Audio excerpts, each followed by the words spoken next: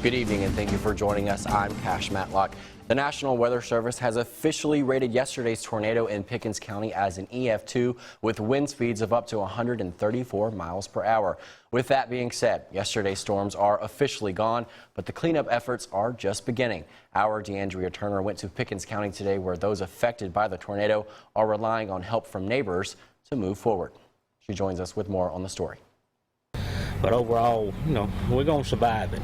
More than 50 years of memories swept away. Mark McDaniel and his family grew up in this house. His mother still living here until a tornado ripped through and damaged parts of it.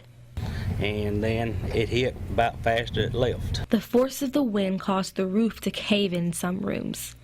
Other rooms were destroyed. We've been blessed because we've seen a lot of tornadoes come on both sides of us here. But this time, they come right over top of us. Devastated about the damage, but thankful for the community's outpour. If it wasn't for the community and the county people, we'll still be doing a lot. And thankful for their lives spared. We're still here. He could have took us out, and he didn't do it. His mother is grateful for their lives, too. I still have a lot of memories of raising my children here on this land and in this house, but I can forget my memories because I've raised my children, and I'm just thankful to the Lord that we are still alive. The McDaniel family plans to rebuild their family home, but says they're just taking everything one day at a time. Yeah, Cash, some horrible scenes there. You definitely hate to see all that type of damage and loss of life over there in Pickens County. Fortunately, no storms to worry about overnight tonight. We've got a clear sky in Starkville on the MDOT camera on Highway 12. It is getting a little bit chilly out there, though. Temperatures down into the 30s already. I think overnight tonight, generally, a lot of us are going to get close to the upper 30s to near 40. This low for 44 in Starkville, obviously a little bit busted already. They're going to get down into the upper 30s tonight. But what we're watching is a storm system that's going to start to move back into our area. The same one that brought us all that bad weather is going to come back as a warm front, bring us some showers through the day tomorrow. Luckily, nothing in the way of severe weather like we saw yesterday, but we will see some showers develop through the day tomorrow with temperatures in the 60s. And that's not all of it. There's a lot more rain on the way. I'll tell you about it coming up in just a little bit. Cash. All right, thanks, Trevor. Well, while most in the viewing area did not see as much damage from wind yesterday, many communities are dealing with a soggy mess from flash flooding.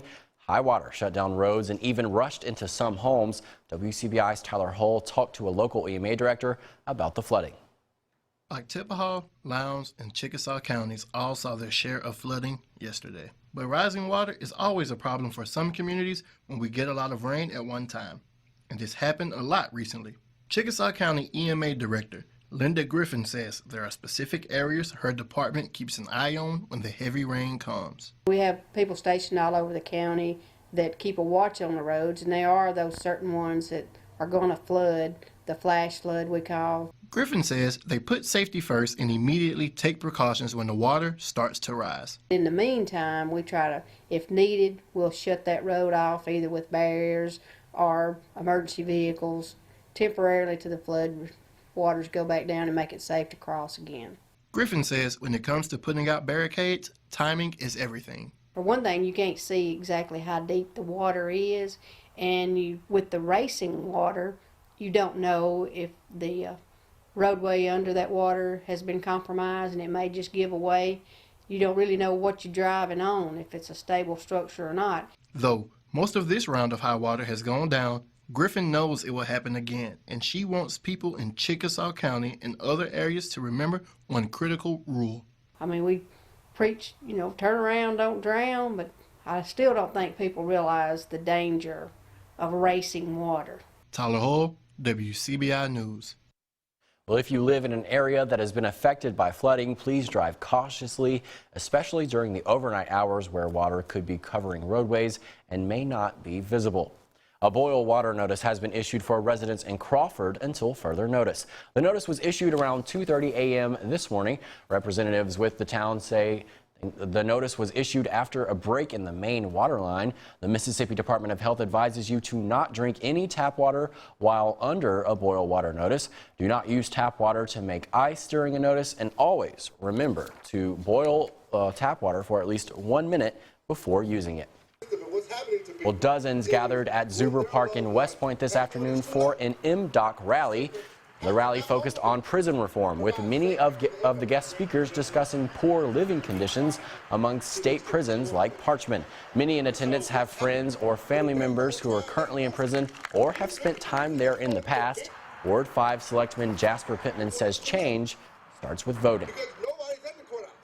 You know, I hope these people, when they leave here, wherever they're from, they get locally involved in their community meetings at the house, their board meetings, supervisor meetings. What we do is hopefully they don't just stop right here, they'll go a little further with it. Our ancestors died for the right to vote, and for you not to go vote and express what you feel, you're wrong for that.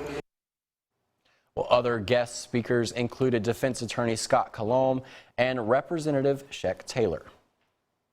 Defense Secretary Mark Esper appeared Sunday to contradict President Trump's explanation for killing Iran's top general, taking both countries to the brink of war. CBS News correspondent Nicole Killian has more from the White House. The Trump administration is defending the intelligence information that prompted President Trump to order a drone strike, killing Iran's top general, Qasem Soleimani. New details from the president in a Friday interview raised more questions. We will tell you that probably it was going to be the embassy in Baghdad. I can reveal that I believe it would have been 4 embassies. On CBS's Face the Nation, Margaret Brennan asked Defense Secretary Mark Esper why that specific threat was not mentioned during congressional briefings last week. Well, the president didn't say there was a tangible, he didn't cite a specific piece of evidence. What he said is he believed. Are you saying there wasn't one? I didn't see one with regard to 4 embassies. What I'm saying is I share the president's view that probably my expectation was they were going to go after our embassies. But a U.S. defense official disputed any contradiction, telling CBS News the secretary agrees with the assessment that as many as 4 embassies in the region could have been targeted by Iranian proxies. House Intelligence Committee Chairman Adam Schiff accused the president and the administration of exaggerating their case. When you hear the president out there on Fox, he is fudging the intelligence. And when you hear the secretary say, well, that wasn't what the intelligence said, but that's my personal belief, he is fudging. President Trump expressed support for Iranian protesters after Iran first denied, then admitted it mistakenly shot down a Ukrainian passenger jet. The president tweeted to the leaders of Iran, "Do not kill your protesters." Nicole Killian, CBS News, the White House. On his official website, Iran's supreme leader called for increased cooperation among countries in the region to deal with problems he blamed on the United States. Coming up, tips on how to get your holiday debt paid off. Mom to Mom is next. Cash Matlock.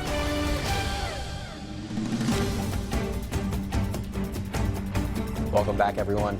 The holiday season is finally over, but odds are your wallet is still recovering. This week on Mom to Mom, they've got some tips on how to get rid of your holiday debt. Take a look. Today on Mom to Mom, we're going to show you an easy yet fun way to pay down that holiday debt. Finances are tough and saving money is even tougher. That's why this 52-week challenge is perfect for any financial situation. It's super easy. Basically, all you need is a fun mason jar or just anything really, but since I love mason jars, this is the way to go. And then there's all kind of printouts online that you can find. You can Google 52-week money saving challenge and boom, you get all these cool things that you can cut and tape right onto the jar. So depending on your financial situation, you can either do bi-weekly, monthly, or weekly, which is what I'm gonna go for. I want to save about $1,300 in about 52 weeks, and the best way to do that is right here. You've got your fun little chart. It goes by week 1, week 2, week 3, week 4, and so forth. Basically, on week 1, you put in $1. Week 2, you put in $2. Week 3, you put in $3, and at the end of week 3, you've got $6 in your fun little jar, and it adds up. That's how you can pay off that holiday debt that we all, get ourselves into. You can Google search 52-week saving money challenge. That's where you'll find these awesome charts and you can get started on saving money today, much like myself. As always, we'd love to hear the ways you save money. And if you give this a shot, I'd love to hear how it goes for you. We'll see you on the next Mom to Mom. Well, that cold front that came through our area yesterday, I guess it likes Mississippi and Alabama because it's making a U-turn and it's coming right back, and that's going to result in increased rain chances for at least the next 5 or 6 days. I'll break down what that means for you coming up right after this. Your WCBI First Alert AccuWeather forecast with meteorologist Trevor Burchett. Well, a pretty nice Sunday across the area. Temperatures really close to average. Our average for this time of year, 51 degrees. Keep that in mind when we get to the 7-day forecast. We're not going to be anywhere close to that, but we were close to it today. 55 here in Columbus, just a little bit warmer in West Alabama. They saw a little bit of sunshine, definitely needed after that day they had yesterday. And cooler back off to the north and west where we had a little bit more cloud cover, staying in the 40s for our friends up in Oxford and in Coffeyville. Right now, though, everybody is starting to get down into the 40s. Some of us already down into the 30s. We're 37 in Oxford and in Coffeyville, 42 in Columbus.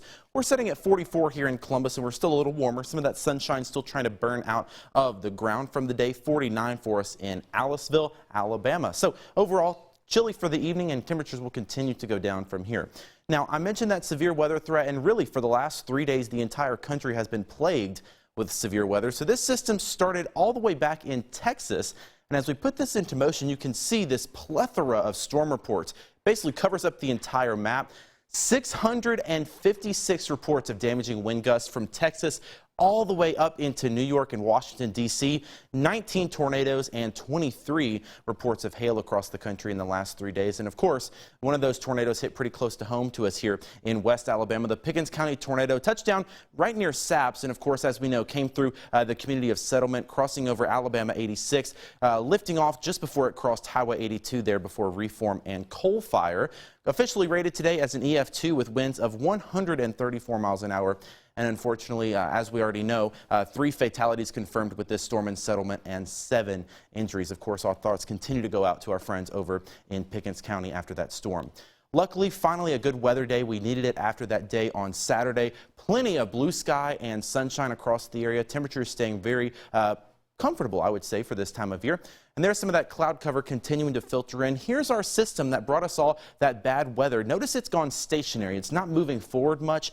It's actually going to start to come back just a little bit, and that's going to bring us increased chances for rain for the next few days. So 40 overnight tonight. We bumped that down just a little bit. I think some of us could sneak into those upper 30s. Clouds start to increase, though, but we will stay dry overnight tonight. Tomorrow, I think we start off dry and mostly cloudy. Temperatures getting up into the 60s, but chances for showers do develop through the day. No storm activity expected tomorrow, just a little bit of rain, especially after sunset. Taking things through Monday and into the week, there's that stationary front, and rain tends to develop right along that front. So anytime you see that red and blue dashed line on top of us, we're going to see some rainfall. And you can see through Wednesday and Thursday, that front is basically going to stay draped right on top of us. So off and on showers, maybe a rumble of thunder, no severe weather expected, but some of us could easily pick up another 1 to 3 inches of rain. Best chances for a rumble of thunder is going to be on Tuesday and Wednesday. Notice those temperatures in the 70s. Again, want to stress, no severe weather expected. More showers for Thursday and Friday, and unfortunately, even more showers and storms for us on Saturday with temperatures in the 60s. Now, Trevor, we were talking earlier, and we've already met our quota for this month as far as rainfall goes. Yeah, we have a lot of folks seeing flooding from yesterday, so we don't need any more rain, but it looks like we're going to get it. Yeah, unfortunately. Yep. All right, thank you, Trevor. Well, sports is coming up next. Courtney, what you got for us? Cash, the Ole Miss men really struggling to kick off SEC play. We talk about what went wrong against Arkansas yesterday when we come back. Stay with us. WCBI Sports with Courtney Robb. After playing the team's third conference game, Ole Miss now has its third SEC loss. The Rebels falling at home against Arkansas by only 2 possessions, the final 76-72. The glaring stat for Ole Miss, 16 turnovers, resulting in 21 points for the Hogs, which should have been expected. Arkansas ranked 16 out of 350 teams for forcing turnovers on average, almost 18 turnovers a game. At the end of the day, Arkansas head coach Eric Musselman crediting turnovers as a big part of the win. The points off turnovers was huge.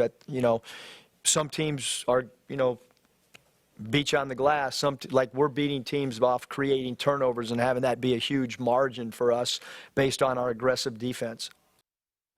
The Ole Miss women off to a rough start in SEC play as well. The Rebels on the road today were handed the team's 4th straight conference loss. They start off SEC play 0-4. The Tigers taking the win in that one, 52-44 your final. Ole Miss shooting 35% from the field, 28% from three-point range, and 50% at the stripe. Next up, the Rebel women return home to host Missouri next Sunday. How about some NFL action? The Seahawks at Lambeau Field trying to beat the Green Bay Packers and advance to an NFC title game. Early in the first, quarterback Aaron Rodgers back to pass, finds wide receiver Devontae Adams, a 20-yard touchdown. Green Bay up 2-0. Late in the second quarter, running back Aaron Jones taking this one 1 yard and into the house. It's 21-3 Green Bay.